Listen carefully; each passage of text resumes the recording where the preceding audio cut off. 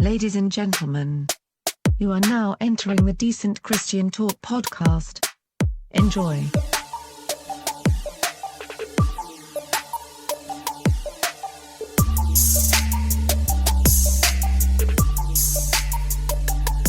Decent Christian Talk, episode number 100. Wow. We made it to 100. Triple digits. All right, we'll see you guys next time. Trying to pack it in. Wait. We have other people with us Okay. today. Hey, I'm Gabe Jones. I'm Josiah Jones. I'm Nathaniel Jones. And I am not a Jones, Brendan Gallagher. Wow. We have a full room in the 13 Palm Trees podcast studio. It's great in here. We have a box of donuts. We have some complimentary water. We've got, we're wearing our Christmas onesies. Not really. Oh, man. I was wearing my elf hat. Yeah. So it's the end of the year. We decided we always do like a year in review podcast, and that looks different every year. But hey, we're all in the same room, so happy holidays. Magic everybody. can happen Yes. when we're in the same room. Merry Christmas. Happy New Year, you filthy animal. Speaking of magic, before we start into anything, we need to talk about our Patreon page because it's the end of the year, and we need you. We don't actually do magic tricks on Patreon, but if you reach our $100 tier, I'm sure I could learn some sleight of hand. Yeah, patreon.com/Decent Christian Talk. Check that out. We have all kinds of stuff on there, bonus episodes, and also the DCT Music Club. It all supports the show. It keeps us running, and we appreciate your help. It has kept us going all this time, and yeah, thank you so much. And if you haven't checked it out, check it out in 2020. It'll be fun. Yeah, I know.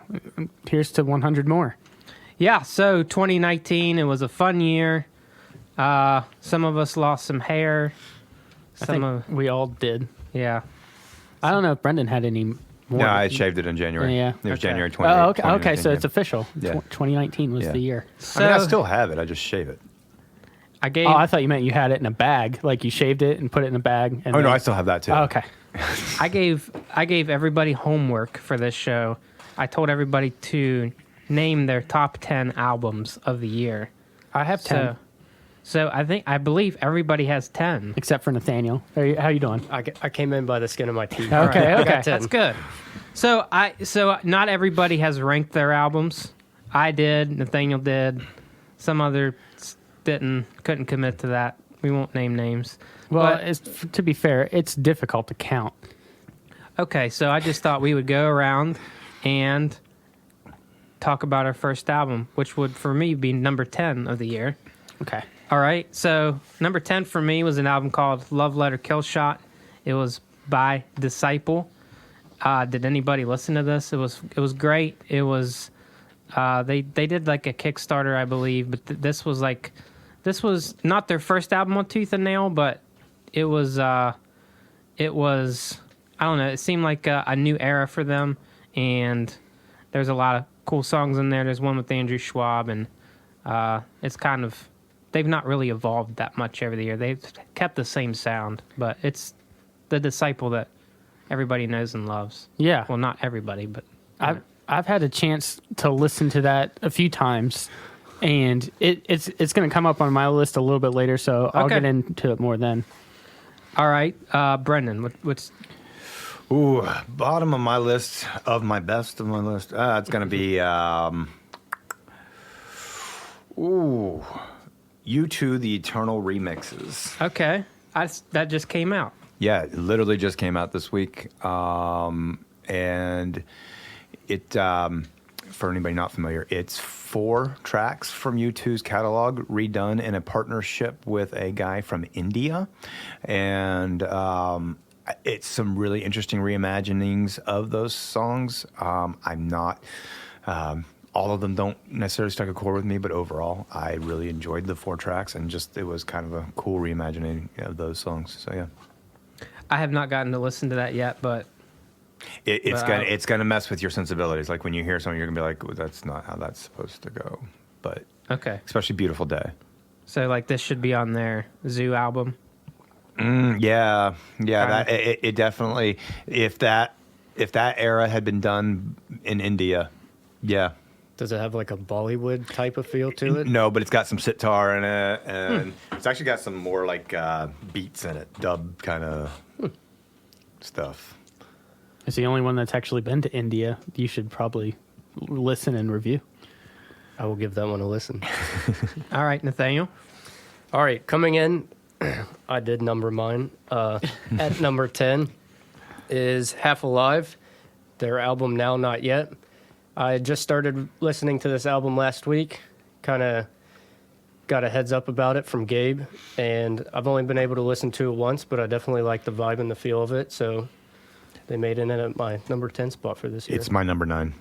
That is one of my honorable mentions because Gabe did just mention them not that long ago, and I gave them a listen, and I definitely can tell why you like them because it's 21 Pilots, but the 21 Pilots that you most enjoy. I know there was a song that I listened to, and I was like, wow, that's giving me some hometown vibes. Yeah. There was another one. It was Lane Boy. It sounded a lot like that, and I feel like that's when 21 Pilots has like a big spectrum that they hit, and some people, that's why almost everybody enjoys at least one of their songs.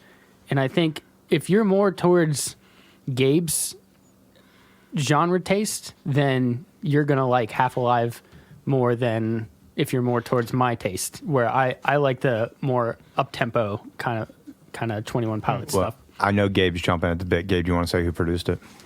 Well, Paul Meany produced part of it. Yeah. Yeah. And I think that's not to say that that's why it sounds like 21 Pilots, because Yeah. obviously they had their own vibe and all, but definitely makes sense. And for those of you not It aware, reminds me of the collaboration album that Mute Math and Yep, 21 Pilots absolutely. did. Yeah, it does. It sounds a lot like that, which by the way is really good. So enjoyed. Yeah. Yeah. All right, Josiah. All right, so my number 10, just out of respect, I'm going to put Skillet Victorious on this list. Okay. I'm not going to pretend like this is my favorite Skillet album ever. It's I probably not definitely even won't pretend that. in my top 10 Skillet albums, to be honest. Okay. But it is one that I listened to this year. I know there's probably 50, 60 albums that came out that are worth listening to this year. And as a side note, we did not probably get to listen to all of those. But Skillet is one that, because I've been a Skillet fan for a long time, I did listen. And I felt like there were some okay songs. There's some songs that made some noise on the radio.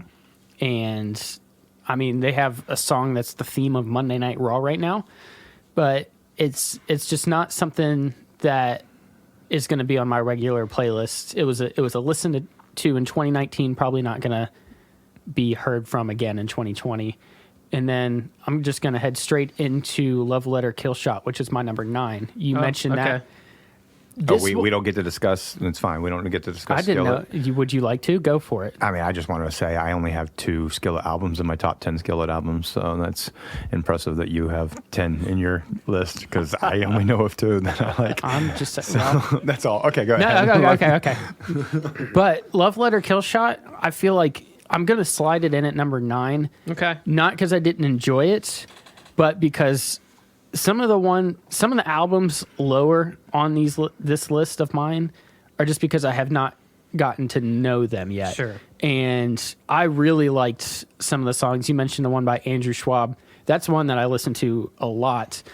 And I feel like if you were to talk to me at the end of next year, this is one that I'm going to have at least a couple songs that I say, yeah, I like that a lot. And we even talked about that when we were kind of rounding up what we were going to list as our top 10. There's a lot of albums right at the end of 2018 that, for example, Silent Planet released an album in November last year. And on the Spotify top 10 or whatever they did, it was number 5 on my list. So I'm sure we're going to mention that more, but that's what I think Disciple, this album, is going to be for me in 2020, is something that kind of slowly creeps up because I liked it. Yeah, there's a lot of albums over the years that have been released like after Halloween that take a while to grow on you. I mean, just looking at DC Talk, most of their albums were released in November. Yeah. And like when you think of Jesus Freak, I think like 96 because that's when I saw them live, but it came Yeah. out in '95. So I mean, there's a lot of albums like that over the years. I already mentioned the Spotify list. The top 5 bands that I listened to this year, I saw live this Yeah. year. So that's There's a connection. there is. Yeah. That's a good year. So number 9, we're going into the number. You already did number 9. Yeah, I just so- segued straight into All it. right, number 9 for me was an album called Iron Lung.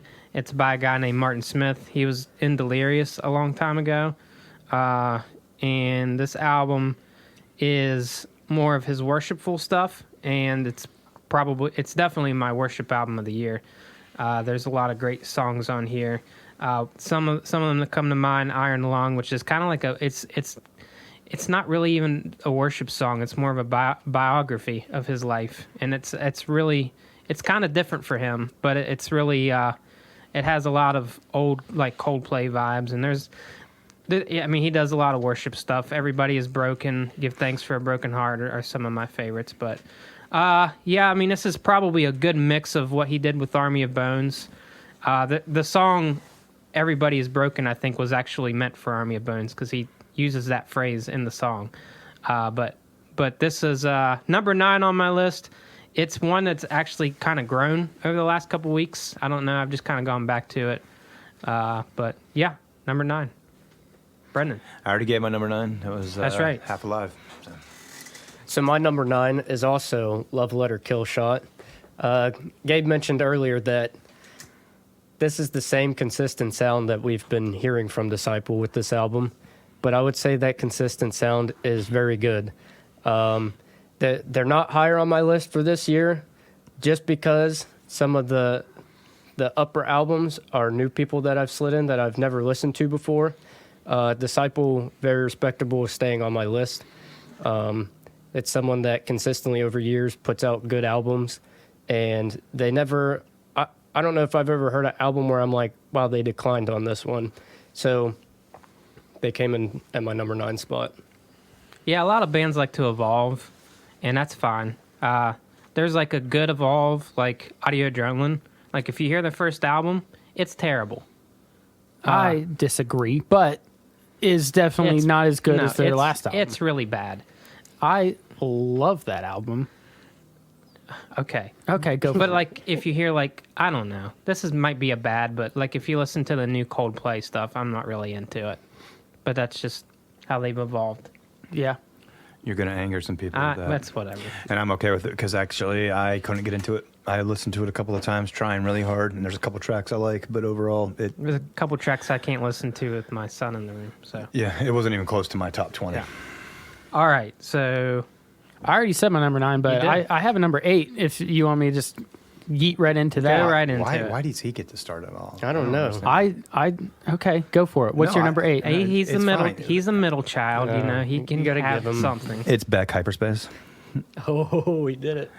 There you Go for it. Yeah, number 8, Beck Hyperspace. I love this album. Actually came out on the same time as the Coldplay album, yes? Yeah, yeah. And not hearing a lot about it. Doesn't seem to be getting a ton of press, but quite frankly, it's brilliant. It is good. There's so much about it. I mean, you go from this being the same guy who wrote Loser, Yeah. which is an incredible track for the time frame, okay, when that song came out. But this is just a totally mature... I mean, he's just such a talented artist. When I saw the album cover, I was like, "There's no way I'm not going to enjoy this." Yeah. Yeah. This is like a Miami Vice. He's someone that's an example of someone who's evolved that I like. Yep. Yeah. But yeah, he's not afraid. That's the thing I love about Beck is he's not afraid to, you guys are talking, don't get me wrong. I'm totally digging what you guys are saying about Disciple and it's a consistent sound. Some people love that. And some people, I can't stand when people tell an artist, oh, you can't, this song sucks because it doesn't sound Right. like this thing you did 20 years ago. Well, I love it when artists just totally drop something different. Yeah. I mean, and do something completely out of the box. I think like people's frustrations with that is when artists kind of reflect what's going on the radio currently. yeah, versus- like all of a sudden you sound like Imagine Dragons. Yeah, versus like if you your morphed own it. creative thing. I mentioned one of those albums just now. The Skillet one. Yes. Yeah. Yeah. I didn't want to say it, but okay. Well, I did. All right. Number 8, who's next? Well, Nathaniel? If he's ready. I am ready. So number 8, This is my newcomer of the year for me. Coming in at my number 8 spot You weren't is supposed to say that yet. Yeah. Cut. We have to start. Ignore everything he just said. Men in Black, Red All Light, go. Okay, coming in at number 8 is Empty with their album Hope and the Loss of It. We saw these guys earlier this year, and they put on a great show. They were nuts. Legitimately insane. Yeah, so there was probably a total of maybe 10 people in that room for their show. It was just kind of a low-key show.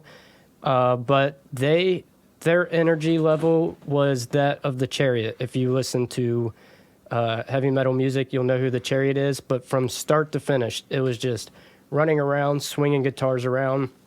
They didn't care that there was only 10 people there, and they put on a great show. But their sound as well is pretty incredible. I hope to hear more in the future from them. I'm pretty excited about it. So, I really enjoyed that show as well. And you're right that I've been to shows where 10 people show up, and the band just goes through the motions. They were somewhere last night. They're going to be somewhere the next night, and let's get through. Get the money and.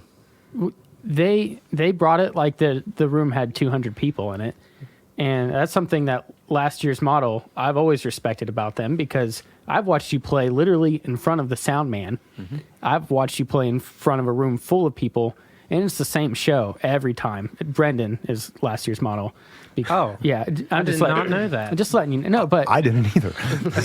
I mean, I also do a local talent podcast, so I have to shout that out. But anyway. It's a very respectable thing to do and hard thing to do to perform in front of such few people. But Empty is on my list. I'm just going to talk about them next. What number are we at? 8? We're at 8. All right. They're actually going to slide down 1. Okay. Because I was going to put them at 7. All right. So, but I agree. And their album surprised me based on the show that they put on. Me too. Because their album is more diverse than I thought it would be. Yeah. Live, it was a lot of thrash. It was a lot of heavy. It was a lot of breakdowns. And then you pick up their album, and there's some songs that are almost pop, which is surprising to me. And I don't know, I enjoyed it.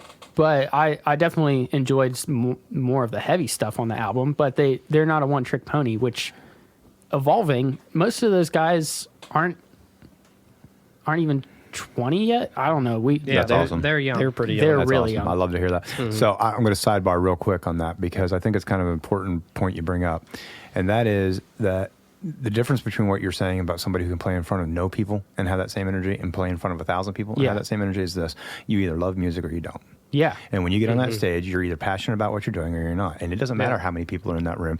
Gabe's been in some of our practice sessions. Our practice sessions are just like we're playing on stage. Yeah.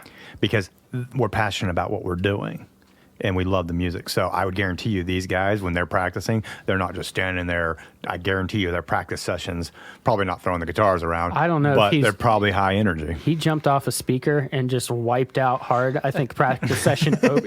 Yeah. He jumped up on the speaker, and I thought, man, this is not going to end well. And he jumped off of it, and it did one of those things where it kicks out from underneath of you, and you just fall backwards on top of it. Oh. And he didn't miss a note. No, I'm pretty sure he left that concert with a concussion, but he didn't stop. I almost left it with a nosebleed. Yeah, I thought for sure. People and you almost got a nosebleed. Yeah. That's awesome. I thought for sure a guitar was coming off a strap and hitting me. But empty. Very, very impressed. Yeah. Number 8 for me was a band called Citizens, and it was their album called Fear. It came out in May this year. This is they've been one of my favorite bands the last couple of years, and this album was it was another one that was a little bit more synth driven. I don't think it was as good as the album that they put out before that. And I'm drawing a blank for a second. Amir Dimly was the album that came out before that. But this album was really good. Some of my favorite songs on it was Fear, Out of Sight. For those of you that don't know the band history, they were one of the Mars Hill worship bands that kind of left and decided to do their own thing, and this is more of an indie rock vibe. And it's really good, and they won't be the last Mars Hill band that I talk about today. Mars Hill? Mars Hill. Mars Hill. Yes. Okay, just clarifying. Yes. All right, where So, are we at now? Has everybody done number 8? Yep. I think so. All right. Yes, we have. Who wants to start number 7? I'll start number 7. All right. Which was going to be my number 8, but we switched it because we had empty in there. But coming in at number 7, Rusty Ship with Liquid Exorcist. Okay. This would be higher on my list. This is one of those albums that I listened to, and I put it on here just mainly because I wanted to talk about it. Okay. When I listen to Rusty Ship, I get this sense of potential Right. where they could be really good, but they aren't quite there yet. And I enjoy a lot of their songs, Yeah. but I don't know, it's not something that I go back to a lot. Yeah. And like I said, it's honestly probably not one of my top 10 favorite song albums of the year, but I think it's worth mentioning that, is this their second album? You do know what this is, right? I know what this is, but dude, I have a lot going on, Okay. and I don't have much time on my hands, but I did listen to this album. right. And like I said, I got the feel that Rusty Ship hasn't found what I'm looking for yet. Okay. And one day, I hope that they do, but I mean, I'm not giving this a bad rating because it's something that I listened to a few times Yeah. and I didn't hate it. But like I said, I want to see that next gear from Rusty Ship. And I think, I mean, what do you think, Brendan? No.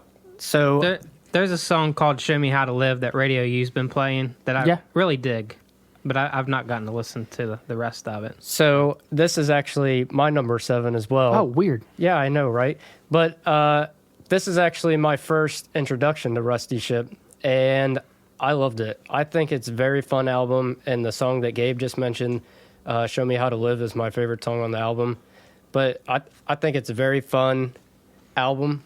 I feel like it's better than their last album. Their last album's worth listening to, and I think they took a step forward. But like I said, they need to take bigger steps forward in order for me to start to rank them higher on my playlist. Like you said, they're a band with sound and energy that has potential. Okay, Rusty Ship, step up. I'm looking for you. Your third album to be a banger. All right. I'll give my number 7. It's a band called Wolves at the Gate, and the album is called Eclipse. Wolves at the Gate has been around a while.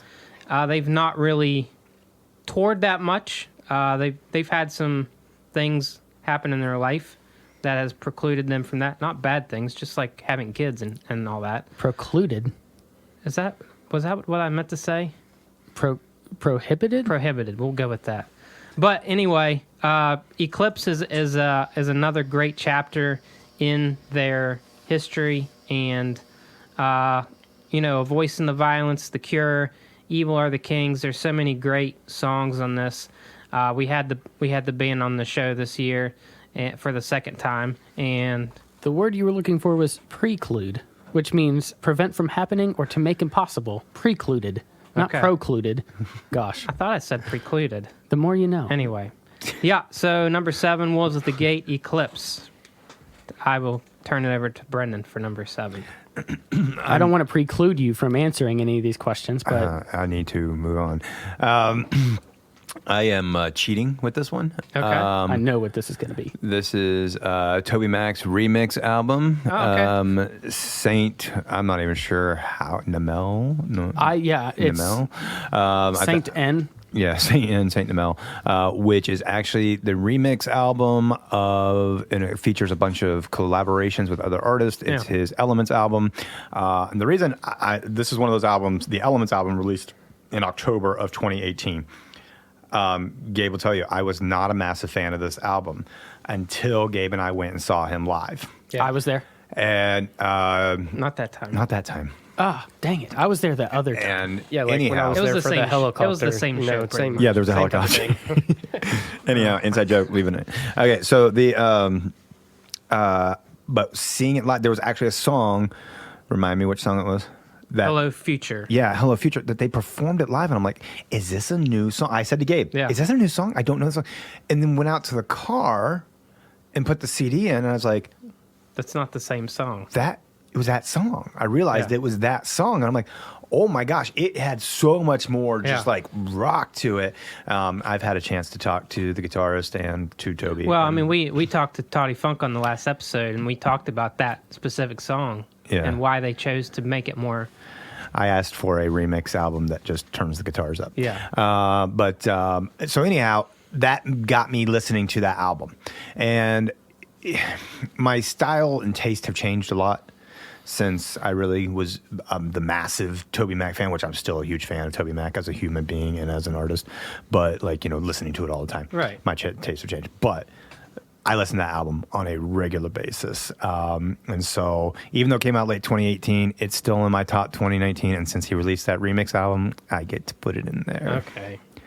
I So- agree. When they came to our town and they played, I think they started out with the song Elements, the Elements. Yes. Yep. And I was blown away with how hard that song hit. Right out of the gate. It just hits different live. You should have It's seen so it. good. You should have seen it on the cruise in that like auditorium where it was tighter packed like that. So you didn't have all, oh my gosh, it was like it just hitting you off the face. It was so Yeah. good. I remember sitting there, and I can't tell you how many Toby Mac concerts I've been to over the years. It's got to be dating back Counting to him in DC DC Talk. Talk, it's been several. It's Thousand. 25, 30 Yeah. times Yeah. I've seen them. Yeah. And I sat there just like in complete awe. I was like, this is why he's the best Yep. in the business. This is, I know he's put out live versions of multiple albums. This is one I really hope there's a Yeah. video and live CD of. And I talk agree. to us before you do that.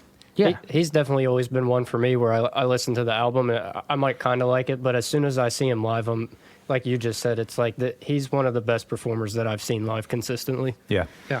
Oh, yeah. There's no denying, like, I don't care what genre of music you listen to or what you like, Toby Mac is one of the top performers in the world. Yeah. Oh, yeah. And I mean that 100%. Bar- Like, that's not Yeah. fanboying. I'm telling you straight up, dude knows how to put on a show. Yeah, he does. And I think, I mean, this is just me speculating, but for King and Country, who's Yeah. one of the better shows, I think they And take people a lot are of just now example. noticing that because of the last And few weeks. they were on the Country Music Awards. Yeah. Yeah. And I had to do a double take because I was like, they're not country, Yeah. but they I mean, I guess they have kind of a little bit of that sound. Yeah. I mean, the story was Dolly Parton heard that song and she was like, I need to do this song. Actually, it's that their writer, Yeah. the guy who co-writes with them, is a major guy in the country music industry. That's and pretty he's cool. the one That too. opening up those doors for him.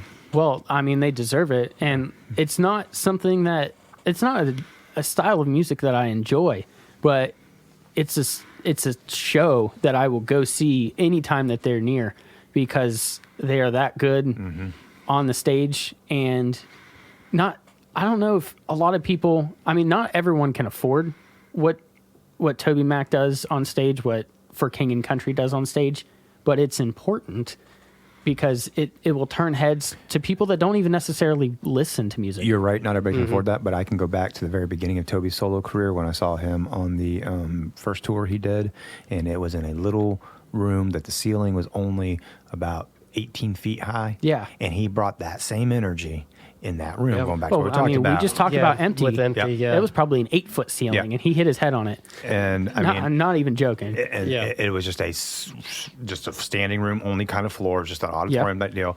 And I mean, his show then was just as amazing. So I come back to it. It's not about production. You put a band like Empty on a massive stage with massive production. How much better are they going to And it's like? gonna, I mean, they're going to turn heads to Yeah, people that exactly. have never seen them before. And you think back just before you got here, Michael, the owner of the studio, was talking about Falling Up and what they would be today if they were still here today. Yep. Their live show was bonkers. Yeah, Like, it was crazy. doing Super backflips off energetic. each other's guitars. Yeah, and we played with them 2 or 3 times, and Yeah. it was always nuts. incredible. And when we talk about how it is live versus how it is recorded, that's why we're passionate because Yes. of the energy that it brings. And Yep. I don't know what number are we on? All right. Everyone, That was my 7. everyone has done 7, so we are on 6 Number now. 6. The Raptors and Bulls have tipped off. All right. Okay. I will start number 6, and it's probably one that won't be on anybody else's list. It's an album called Illumination. It's by 2 guys. One guy's name is Rex Paul, and the other guy's name is someone named Phil Keggy, if anyone has ever heard of him. If you haven't heard of him, what are you doing? He's like the best guitar player In history of ever. Yep. So, Phil Keggy has done so much over the years, but this is more his rock stuff. And this is probably one of his hardest albums. And he's done a lot of acoustic stuff. He's actually done stuff with like POD, but this is more like in his lane, I think. And this, I don't know why, but when I listen to this, it just brought me back to, a lot of the stuff that we grew up on. Sunday morning, waking up for church. Yeah. Dad's got the Pioneers fired up. Yeah. Blasting Phil Keggy, blasting Petra, blasting Striper, anybody you can think of. Yeah. But 7 o'clock in the morning, I'm not going to lie, that was a little rough to hear Jeff Moore in the distance. It's amazing you guys have hearing. I don't. Yeah. I can't hear anything. But I was Dad. awake and on church. We were on time. Yes. Yeah, but this is one of those albums. If you're a fan of really good electric guitar, rock and roll, this is something, and it sounds kind of like the old rock and roll that you hear from the 80s. He's an artist. I mean, it's not new. Oh yeah. I mean, it's not like new wave or anything, but it's it's kind of got a blues vibe. But I mean, it's the Phil Keggy that we know and love, and well, there's a reason that people. we're all better because Yeah. we live in a world with Phil Keggy. I So, agree. No, there's a reason that people go back, and I mean, there's all the classic rock stations because people go back and say, "Man, that was when music was good," and music got to where it was in the 70s and 80s because of what Phil Keggy was doing, especially in Christian music, and it's pretty cool to see him still putting stuff And he's out. from that like little part of Ohio where all these bands come from. Yeah, Like I don't know what it is about the water there, but I don't know, man. all right, who's next? Number 6. I'll go in for number 6. So my number 6 actually just returned from, I guess, a hiatus, but it is O Sleeper with their album Bloodied and Unbowed. So when I first heard of these guys was back in 2011 when they put their last album out before this one. And it was like, I heard about them and listened to them and then thought, wow, I can't wait for another album to come out. Crickets. Okay, finally, 2019. So I was really excited for this album and I loved it. So This is one of those albums that if you follow us on Facebook, Gabe was posting new albums of 2019, and I saw it, and I thought, what? How did I miss O Sleeper putting out an album? yeah, I thought it was a typo. No, I haven't. Oh, gosh. Now, this is one, like I said, I got to go back and listen to it. It's not on my top 10, but I had 0 listens in on this album, but I am super pumped. Definitely got to give it a listen. I'm going to. All right. I don't have anything to say because I haven't heard it either. Oh, man. No, big on my to-do list. Who's number All right. 6? Who's next? I'll go. My number 6 is not an album; it's just a song. I know, but it's I This is definitely twice have one of now. those. Twice now he's cheated. such a good song, though. It's Mumford & Sons' "Blind Leading the Blind." It's the only thing they've released this year, and it is absolutely a brilliant track. All right, I can't blame you for throwing that in there like that. Thank you, Yeah. appreciate it. My number 6 is Comrades. Okay. Comrades, my phone just went black. It's called For We Are Not Yet, We Are Only Becoming. This is another one that I have listened to a few times, and I really enjoyed it. And it's another one that's going to be on my 2020 playlist and probably on in the 2021. They have such a unique sound. It's different with the I don't know what it is about the female vocals coming in on the heavy music. It's like, it's beautiful, but like dangerous. Yeah. It was everything I look yeah. for in a woman. It was an okay. Beautiful and dangerous. It was an honorable mention for me. It just missed my top 10, but I agree. This was one of my favorite albums of the year. Joe's an outstanding guitar player. He's so good live. For a 3-piece band live, you wouldn't believe the amount of sound that comes out of them. And I haven't listened to it enough to be able to say if I like it better than their first album. As of right now, I think their first album second album still. You mean? Yeah, their last album. I don't think it's as good as Lone Gray, but it's almost that good. It's pretty good, and I'm excited to give it a couple more listens before. Right. So has everyone gone number 6? Are we on number 5? Yeah. We are. All right. We're starting to get into the good stuff. All right. good stuff. I'll go real quick because we've already mentioned this one. Number 5, I have Hope in the Loss of It by Empty. This album surprised me too, and just based on what we saw live probably like a month before this album came out. Yeah. And it just sounds so good for a bunch of 18-year-old kids pretty much.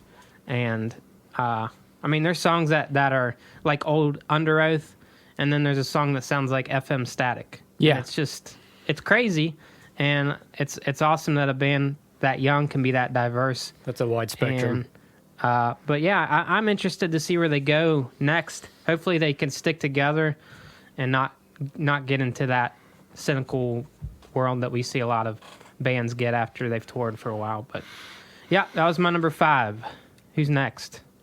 I'll go. My number 5 is my last cheat. I promise this is my last cheat. Man. Hey, this one is a justifiable cheat. Third time's the charm. This is my third one, isn't it? The reason I picked this album is because, again, it released in October of 2018. Okay.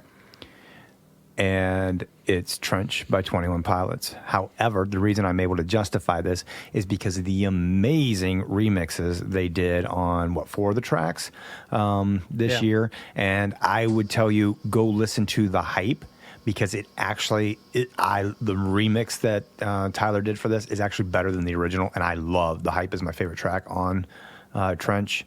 And the remix of it is absolutely incredible. So, and I've been listening to that album all year, but these 4 remixes are just absolutely amazing.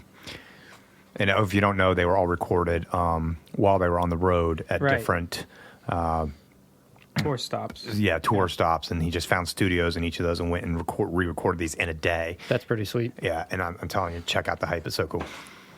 All right, so I'm just going to briefly mention my number 5 because it's already been mentioned. Wolves at the Gate, Eclipse. Love this album.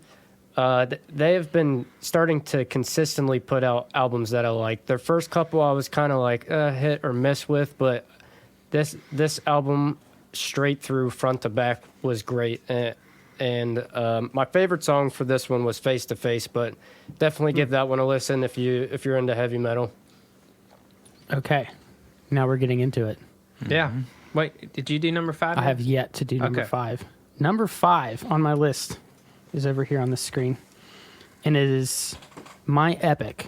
Okay. This is my first cheat because this is an EP. All right, that's but fine. they brought the violence. Yes. No, they did. My Epic came out with this in 2019, Right. and I didn't know necessarily what to expect, but I saw that Corey Brandon from Norma Jean was a guest singer on one of their songs. So being a big Norma Jean fan, I was super excited, and they didn't let me down at all. And I wouldn't say it's a heavy. For them, it is. It's heavy for them. It's not heavy for what I normally listen to, but I feel like it's a good middle ground where you liked it, and I also enjoyed it, and it's something that I can definitely jam to. It's like I wouldn't know how to describe it, but it's This is a kind of a part 2 because they did Ultraviolet EP last year, which was kind of a lot more mellow, and then this one was, for all intents and purposes, because of the subject, was more in your face, aggressive. They turned up the intensity in this, and I enjoyed that. And if you haven't listened to the interview we did with them, go back and listen to it. It talks a lot about that album and why they decided to do that. But I love this too. It was definitely one of my favorites Don't forget to tip your waiters and waitresses. Thanks.